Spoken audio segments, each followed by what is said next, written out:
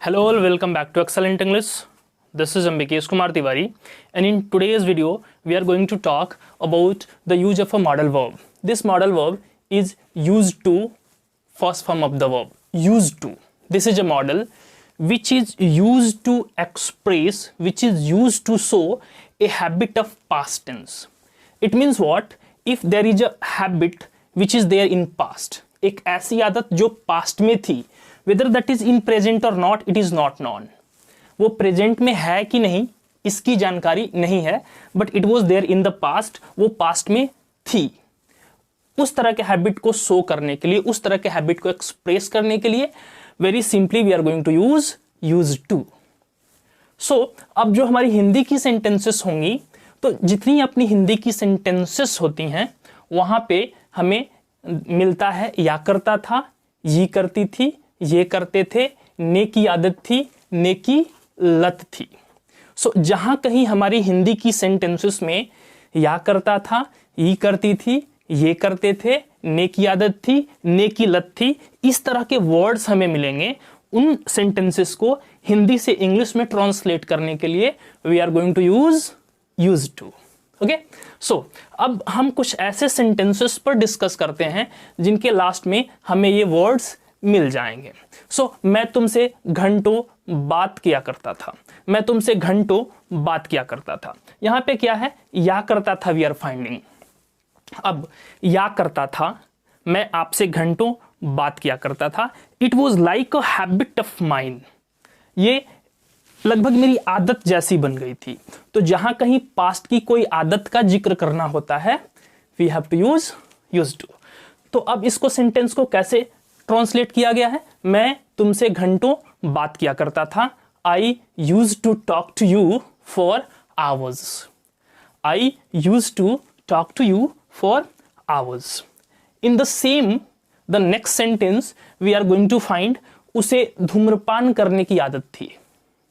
हम कह सकते हैं उसे धूम्रपान करने की लत थी, या वह धूम्रपान किया करता था. सो उसे धूम्रपान करने की आदत थी, वह धूम्रपान किया करता था, उसे धूम्रपान करने की लत थी. इसको हमने कैसे ट्रांसलेट किया? He used to smoke. He used to smoke. He used not to smoke. Used he to smoke. When, why, where used he to smoke. हम इसको affirmative, negative, yes no type interrogative and WS type interrogative में इस तरह से transform कर सकते हैं. यदि हम different mode of the sentences की बात करें तो वहां पर अफर्मेटिव सेंटेंस को फ्रेम करने के लिए हमें क्या करना होता है? At first we write subject. After subject हम मॉडल वर्ब यूज टू लिखते हैं. Then first form of the verb which is originally present form of the verb, and finally object. After object we have to put a full stop there. Example देख लें हम. आप सबकी मदद किया करते थे. आप सबकी मदद किया करते थे. Helping all was like a habit of yours. सबकी हेल्प करना आपकी आदत जैसी थी, तो आप सबकी हेल्प किया करते थे. You used to help all. You used to help all. इसको हम निगेटिव करें तो you used not to help all. Used you to help all.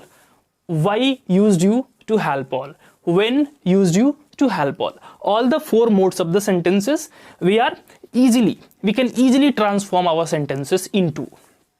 Okay, next in negative सबसे पहले subject लगा के हम used लिखेंगे, not and then to. बस used and to दोनों के बीच में नॉट को प्लेस करेंगे. Then V1 and object. इसके एग्जाम्पल के तौर पर हम बात करें, मैं आपके पत्रों का जवाब नहीं दिया करता था. मैं आपके पत्रों का जवाब नहीं दिया करता था. I use not to reply your letters. I use not to reply your letters. यहां पर कुछ हम मिस्टेक करते हैं. हम यहां पे डिड का यूज कर देते हैं कभी कभी. I did not use. Actually ये मॉडल वर्ब होता है यूज टू, और मॉडल वर्ब में हेल्पिंग वर्ब अलाउड ही नहीं होता है. तो हम यदि इसको लिखें I did not use to, that will be wrong. हमें डिड का यूज यहां पर नेगेटिव इंट्रोगेटिव करने के लिए नहीं करना है. तो आई यूज्ड नॉट टू हम डायरेक्टली नॉट लिखेंगे और तब अपना इन्फिनेटिव वर्ब टू और V1 लिखेंगे और तब अपना ऑब्जेक्ट लिखेंगे। तो ये सेंटेंस मैं आपके पत्रों का जवाब नहीं दिया करता था। ये सेंटेंस अपना बनेगा I used not to reply your letters. If we talk about the interrogative one, if we talk about the interrogative one, then our structure will be like that. Subject को हम बाद में करेंगे और used को पहले करेंगे। So used subject to V1 object, used subject to V1 object। क्या आप उससे मिला करते थे? क्या आप उससे मिला करते थे? Yes no type question। तो used you to meet her, used you to meet her। So this sentence is transformed। अब कभी कभी क्या होता है कि हमें अपने yes no टाइप क्वेश्चन को नेगेटिव में चेंज करना पड़ जाता है। तो यदि हमें अपने yes no टाइप क्वेश्चन को नेगेटिव में चेंज करना हो तो there is a very simple trick.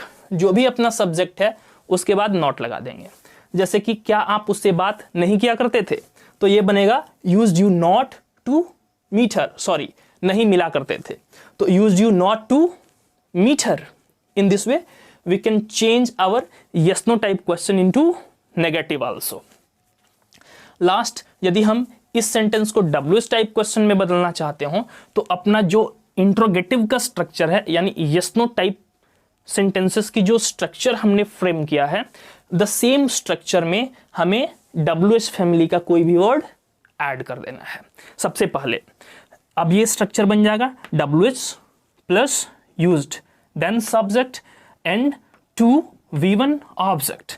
आप कैसे मेरी वीडियोस देखा करते थे? आप कैसे मेरी वीडियोस देखा करते थे? तो how used you to watch my videos, to watch my videos। So dear all, it was the use of used to। used to का यूज हम लोग डिस्कस कर रहे थे। I hope I have explained the use of used to and it is going to be proved very helpful for you। If really it is helpful and you are new to the channel Excellent English, please subscribe the channel, like the videos, share it to your friends, because howsoever I spread a bit of the knowledge here, it must be shared to the other people also। So share it to your friends and thanks for watching the videos completely।